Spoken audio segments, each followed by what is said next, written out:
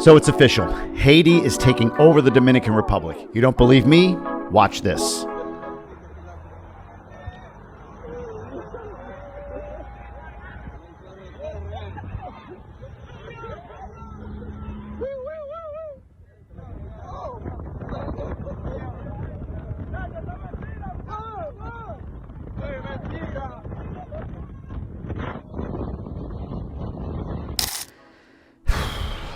Let's dive in. What's up, everybody? My name's Jamie Gruber. I moved to the Dominican Republic in 2022 with my family, and I share on this channel what life is like here in Punta Cana, Dominican Republic in general. And that reel that I just showed you, I can't tell you, I can't even count how many times that has been DM'd to me. And then what people are saying in the DM is something like, "Is this true?" Or, "I wouldn't feel safe with my kids there." Or, "Oh my God, this scares the heck out of me." Especially when that silly reel has a caption that says, "Punta Cana es Haiti." All right, I'm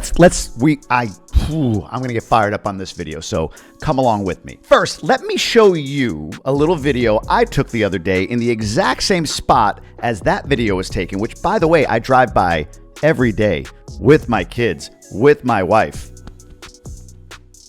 Still seem to be okay. But check this out. All right, what you see here, oh gosh, are Haitian workers sitting on that same hill, waiting for a bus to go to work and build apartments and condos for other people.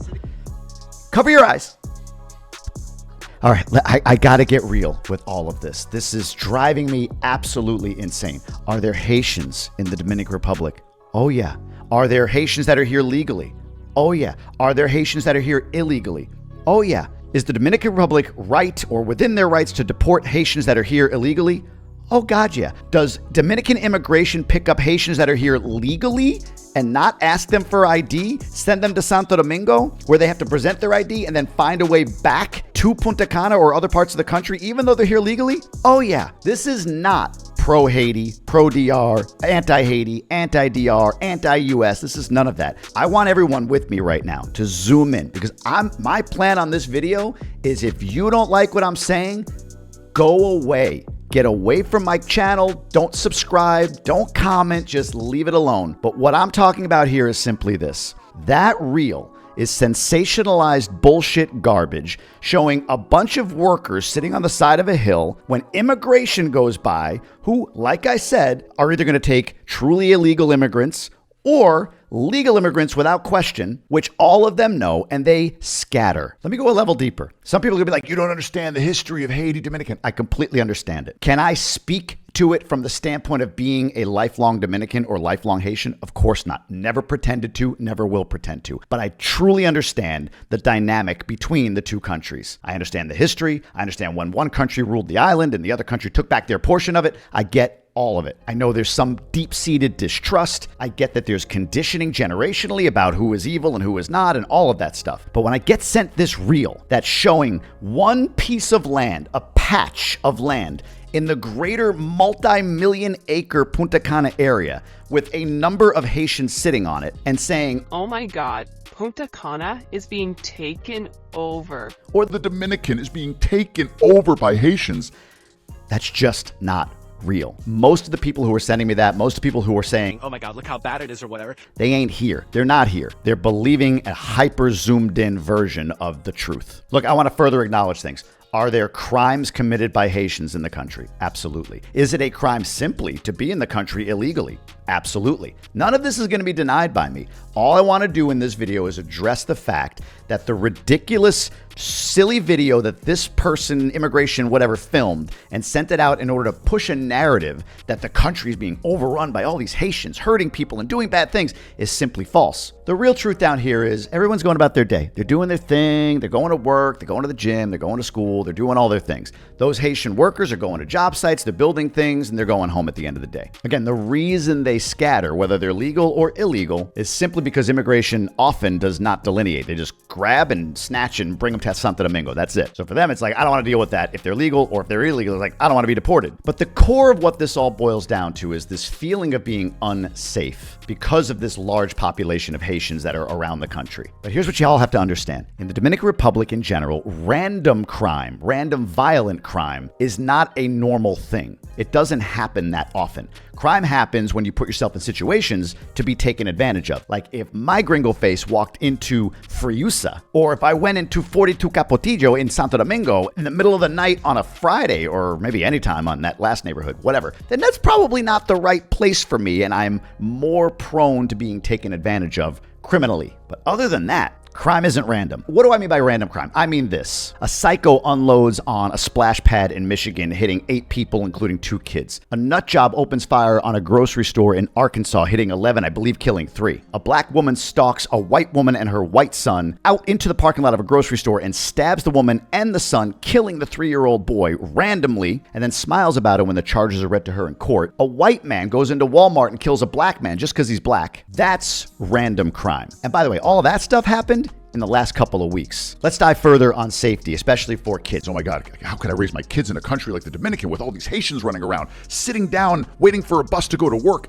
Scary. So I haven't convinced you on the random crime. I haven't convinced you on these different news stories. So let's talk about this. How safe is it when you're feeding your kids Twizzlers and Skittles laced with red dye number 40, which the US won't study since 1971, even though the EU has banned it, and countries like the Dominican have put massive warning labels on anything that has red dye number 40 in it because it causes cancer and developmental defects in children? What about the hormone-infused foods that you go eat at any fast food or even regular restaurant anywhere in the States? How about this when a school system votes not to ban pornographic and sexually explicit books in libraries at schools under the guise of free speech? And that, by the way, was in friggin' Nebraska. So I stack it up. Mass shootings, violent race-based crimes, food that is literally killing the population, a government corrupted by big food, big pharma, and just pumping people full of shit they don't need, and sexual grooming practices being allowed by school boards and administrators in our schools. Or a bunch of Haitians sitting around waiting for work that get freaked out they're going to be sent back to hell, whether it's justified or not. Just saying, that's why they would run, like any of us would.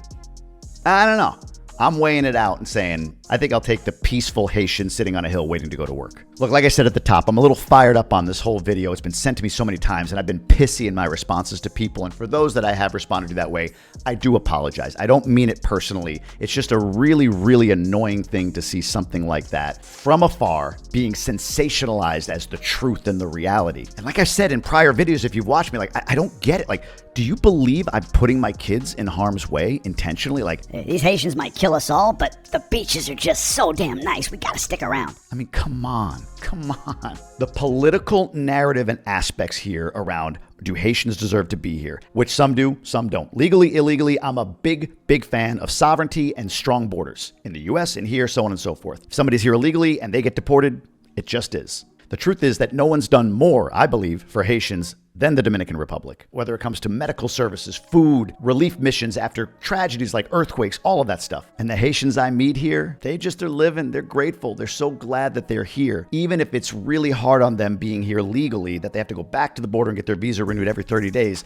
They're proud and happy to be here. So again, if you're out there saying like, wow, but Haitians are evil, just don't follow me. If you're out there saying, I don't understand the dynamics enough, like, cool, go away. Or if anything I just said politically about things like grooming, if you want to correct me on what grooming is, first of all, you're wrong, I'm right. I know exactly what grooming is, and I know exactly what I just said. Don't follow me. If you need to bucket me, like many in the States do right now, it's become so clear living here, left, right. Oh, he said grooming, that must mean he's a Trumper. Or, oh, wait a minute, he's okay with Haitians being there. That must mean he's a Biden guy. If you need to bucket me, go away. However, if you're just simply wanting to learn more about what life is like here, if you're not looking and sitting back and saying something's screwed up down there, I'm going to look for the reel or the Instagram post or whatever to show me that I'm right and Haitians are evil and they're going to take over the country. If that seems as ridiculous to you as it does to me, welcome along on the journey. If you're new to the channel, I'm not usually this fired up on this. I'm actually kind of fun. I think I'm pretty funny. You guys can tell me, drop it in the comments. Maybe not on this video. And if you've been here a while, I hope all of this resonates. I don't want to continue to have to make content like this, but will, just because I meet and know people here, and this crap, this narrative that's created, you know who it hurts? Doesn't hurt me, whose businesses are US based, and then I'm able to make and spend that money here. It hurts people working in tourism. It hurts the business owners at restaurants here. It hurts the people that own bus companies and and short-term rental management companies and developers and real estate agents that work and live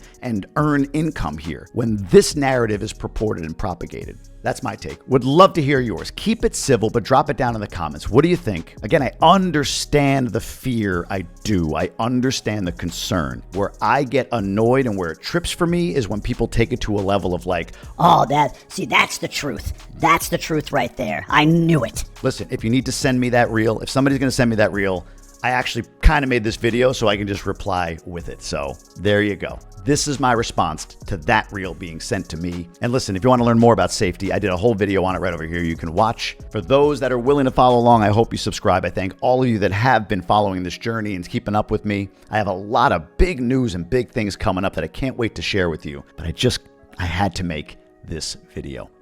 See you on the next one.